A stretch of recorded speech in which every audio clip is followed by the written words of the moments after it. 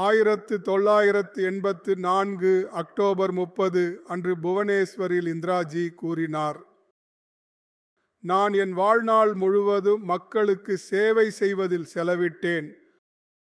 இன்னொரு தடவை இதை படிக்கட்டுமா? நான் என் வாழ்நாள் முழுவதும் மக்களுக்கு சேவை செய்வதில் செலவிட்டேன். நான் இறக்கும்போதும் எனது கடைசி துளி ரத்தம் வரை இந்தியாவை வலுப்படுத்த உதவும் என்று கூறினார். இவை நமது தலைவர், நமது அன்னை இந்திரா காந்தியின் வார்த்தைகள். இவர்களும் பேசுகிறார்கள், கேளுங்கள். ஒரே அழுக்குதான்.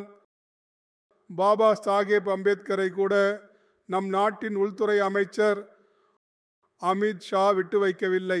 அவர் என்ன கூறினார் தெரியுமா? எப்போது பார்த்தாலும் அம்பேத்கர் அம்பேத்கர் அம்பேத்கர் என்று ஏன் அவரது பெயரையே இத்தனை முறை உச்சரிக்கிறீர்கள்?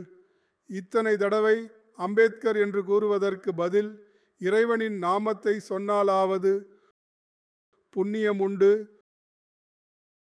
சொர்க்கத்தை அடையலாம் என்று கிண்டலாக கூறியிருந்தார். இது இவர்கள் அம்பேத்கரின் பெயரையே எவ்வளவு வெறுக்கிறார்கள் என்பதை காட்டுகிறது. பாபா சாஹேப் அம்பேத்கரை டிராஃப்டிங் கமிட்டியின் தலைவராக ஆக்கியது மகாத்மா காந்தி, ஜவஹர்லால் நேரு, வல்லபாய் பட்டேல். அந்த கமிட்டியின் உறுப்பினர்களாக டி கிருஷ்ணமாச்சாரியார், அல்லாடி, ராமகிருஷ்ண ஐயர் மற்றும் பலரும் இருந்தனர்.